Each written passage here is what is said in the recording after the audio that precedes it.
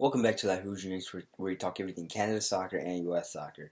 Tonight we're going to be doing a review of the CONCACAF Gold Cup Champions match between the USA and Mexico, where in this one, the Yanks take a 1-0 late goal win over L3 in the CONCACAF Gold Cup Champions. And boy, we got a lot to talk about today, but before we do anything, I'm going to go through a lineup, the formation, and quickly go through the game recap. So we got burning questions, we got topics, we got speculations, we got everything. But first, I'm gonna just do a quick rundown and go as fast as I can because I know I'm not trying to make the video too long, but we're gonna quickly do anything as fast as we can. So here we go. Without further ado, we go to the starting lineups.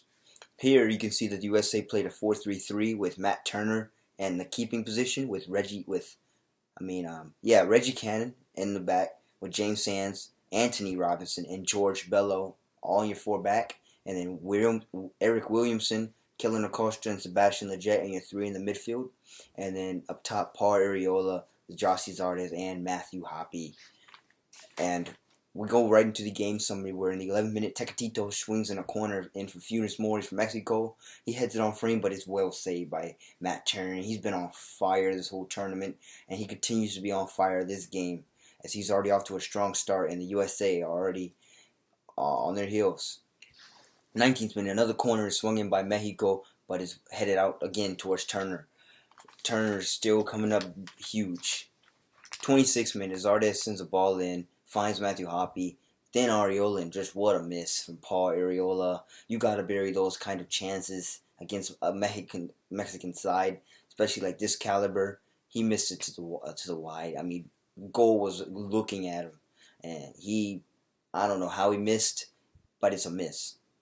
31st minute, Funes Mori from Mexico has the ball. He flicks it up over his head, and it's one-on-one with Matt Turner, but there's another save from Matt Turner again. The keeper is on fire, standing on his head.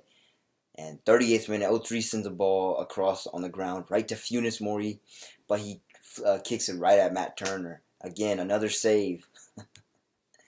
39th minute, Matthew Hoppe tries to whip a ball across to Josie Zardes, but it's cleared away by O3.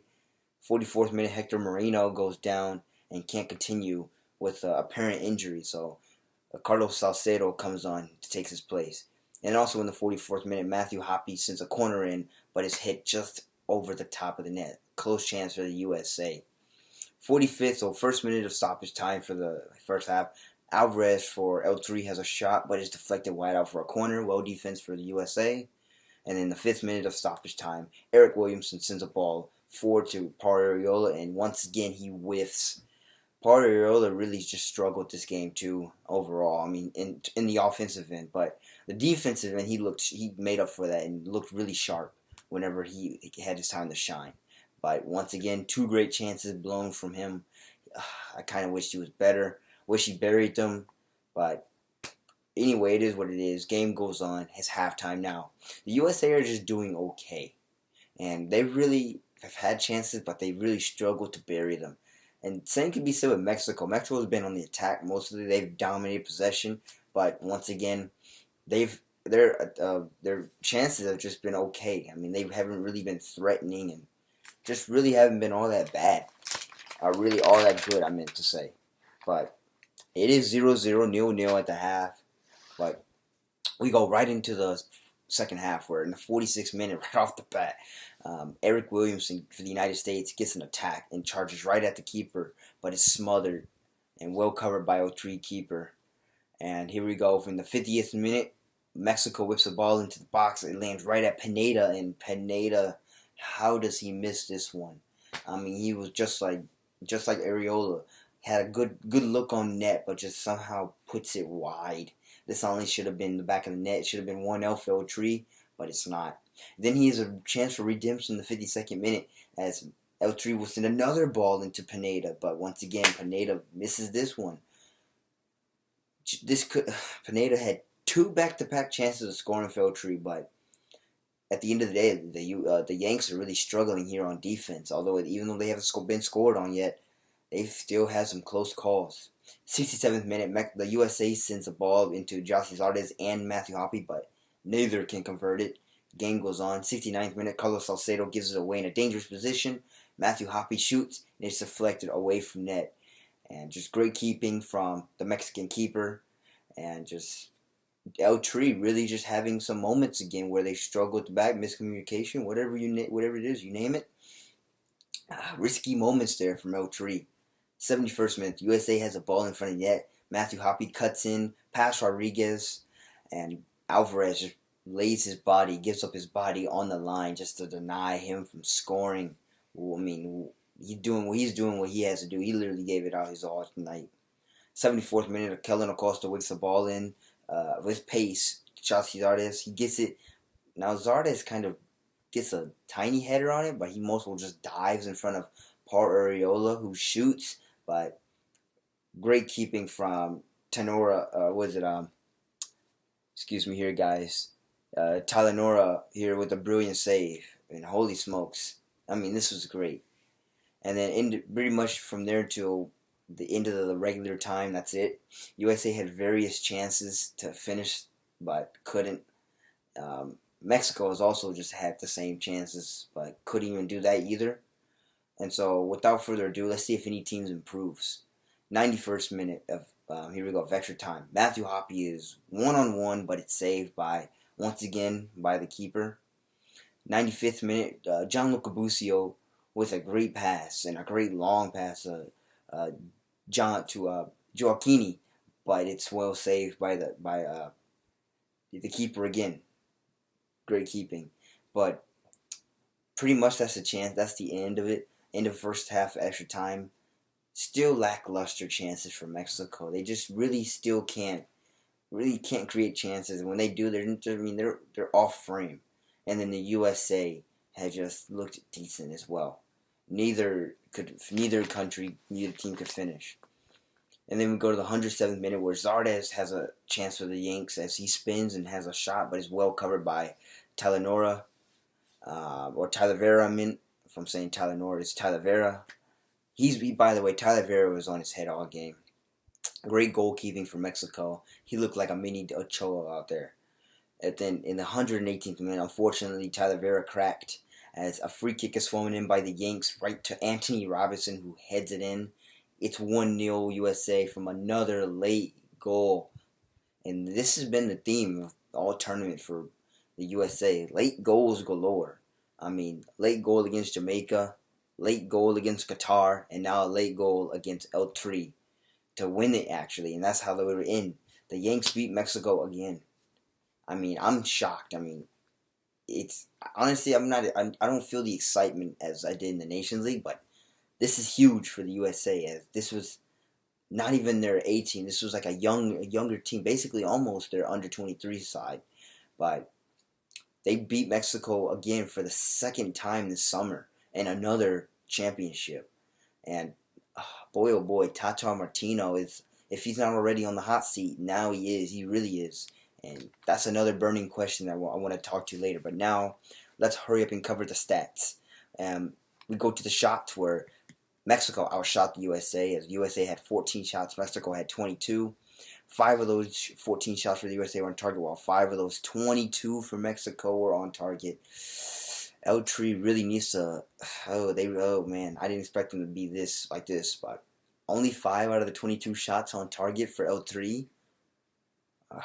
36 possession. Well, they did win possession though, as USA only had 36%, while Mexico had 64%. USA completed 420 passes, while Mexico completed 723 passes. Wow. 70% pass accuracy from the USA to 80% pass accuracy from Mexico. A lot of fouls in this game. I mean, this was the most amount of fouls I've ever seen called in a game. The USA had 31 fouls, while Mexico had 20. 1 yellow card to 3 yellow cards, no red cards, 1 offside to 4 offside, and 6 corners to 11 corners for El Tri. And my thing here is just basically, I mean, for El Tri, what's going on? I mean, this is shocking, honestly. As, I mean, I can understand losing the Nations League, but now, I mean, this one too, I mean, I can't wrap my head around what's going wrong for them. You know, they can make all the excuses they want. Like we can say, oh, our best players are at the Olympics, like Ochoa, and others. We had injured players like, why am I drawing a blank? But um, Chucky Lozano, you could say he's injured. If we would have had him healthy, he could have won the game for us. But you can't blame the refs because honestly they called more fouls on the United States than they did for Mexico.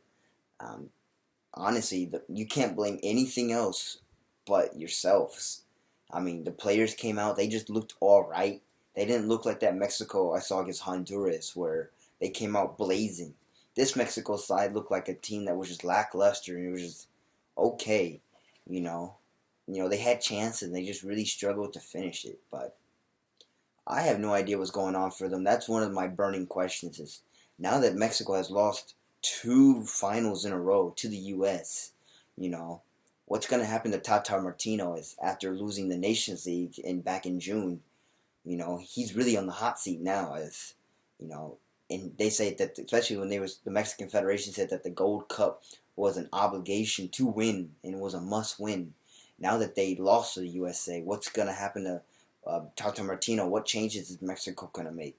If you guys have anything, any opinions, feel free to comment down below, because this is a really hot question, really burning question, really interesting question that I'm curious to know, and I'm definitely going to be following the Mexican press to see what happens to him. Will he be, fired, relieved of his duties, or will they try and stick with him through World Cup qualifying? Because right now we're in a transition where we're getting ready for, World Cup qualifying after two major tournaments. So, then again, you will have your A team. Yes, Mexico will have their normal team, and but still, in terms of the kings of CONCACAF, that title. I mean, this summer has really been all about the United States soccer and everything in the tournaments they've done. So that's really one thing that I really am curious about is the future of Tata Martino, and for what changes Mexico are going to make as a federation. Now, overall, for this U.S. team, they proved me wrong. Honestly, B team, C team, whatever you want to call it, under 23 side, young time. I mean, it's another young team, mostly MLS, with a few European player base like Hoppy and 2B maybe, a few others. But standout players for me, it was everyone. But of course, I have a few standout players like Anthony Robinson, of course, with the goal and his defensive abilities. I mean, outstanding player this whole tournament. Matthew Hoppy with his ability to attack and not be afraid to really create chances and take risk. Matt Turner with just save after save, you name it. He was a brick wall. As many Twitter posts on him had just a picture of a brick wall and it said, "Looking at live, look at Matt Turner." He was a pleasure to watch this tournament. And hopefully, he can continue to take this success and back to New England Revolution to help them defend and fight for a playoff spot and even win MLS this season. And then finally, the last breakout player for me is Nicolas Giacchini. I mean, every time he came in, he always led to something, always. Whether it be an assist to a goal or... I mean, this whole team was a pleasure to watch. Every one of them has a bright future, and I'm hoping, really hoping that Europe keeps close tabs on these players, as there's already been some offers for Europe, including Busio and a few others. So I'm really hoping that they see this game and they really just watch the whole tournament and just really just see what this young U.S. side can do, and hopefully it just adds to and help continue to build the reputation of MLS across the world. And yeah. And once again, as I said, this just adds to the talent pool for the USA. Now you have a mix of more young talent getting in with the A team. Yes, a few of them I believe that won't make it, that did not play well this tournament. Like Daryl Dike, I mean, he still has some few questions to be answered, and I think he just still has to reevaluate himself, especially after that injury against Canada to the shoulder. So I think I would still want to see him being take your time on before we make a decision on whether he'll be a part of the A team this fall or not. But it's really now this asks some really interesting questions for Greg Berhalter and his young U.S. side. But yeah, as I said, this also would help. The more players that get shipped to Europe for MLS academies, the more they can bring in and more they can use to develop. So, it just keeps the chain going. And I feel like this Gold Cup will help do that with the success that this young U.S. team has had. And as well as for Greg Berhalter, he also increased his reputation, especially after beating Mexico twice in a summer. I mean, as a U.S. fan or in a Canadian soccer fan, as any fan, would you really believe that the USA was gonna beat Mexico twice in the same summer in a finals? No, I honestly thought so. Especially now with this team, as I said, I doubted this team. I was just happy if this team just to get to the final, And honestly, if they got blown out, then yeah, that would have been something. But all I want to see was this team compete, and this team really just showed that they really weren't afraid to play hard against Mexico, were hard to play against Qatar, and really just took it to teams like Jamaica, Canada, Haiti. It wasn't pretty, but they found a way to grind out the victories, and that's what's really important. That's what I'm looking for. It's just hard. If you give me some fight, I'm gonna be happy. But if you just go out there and just act like you're happy to be here, then I'm not pleased with that. But the way they took it to this Mexican side was honestly mind-blowing. I'm still, as I said many times, I'm still in shock that they actually pulled it off. I didn't think they could do it. But here they are. They're champions. And just like the USA wanted to have them say to the 18 Christian Pulisic, and they said, hey, we can do this too, Anything you can do, we can do too, I don't know if they can do it better, but they did get the job done. It was gritty, just like a CONCACAF game would be. It was gritty, but they got it done. And it's just really important to really understand how this U.S. team we got to see the fight. This is especially for fall 2021 and even 2022, just going into World Cup qualifying in general. Just show some fight. That's all I'm looking for. The World Cup qualifying will be a tough road for the USA, but just show some fight. Just no excuses. Now that you've proven you can beat Mexico, you can beat any team in CONCACAF now. As long as you work hard. That's all. But yeah, that pretty much does it for this video. As I said, I'm still amazed. I'm still shocked. It's not, the adrenaline hasn't hit me yet, but I'm sure it will. And I'm definitely going to be keeping close tabs on the Mexican press. As I said earlier, what's going to happen to Tata Martino and what's going to happen to the Mexican Federation in general.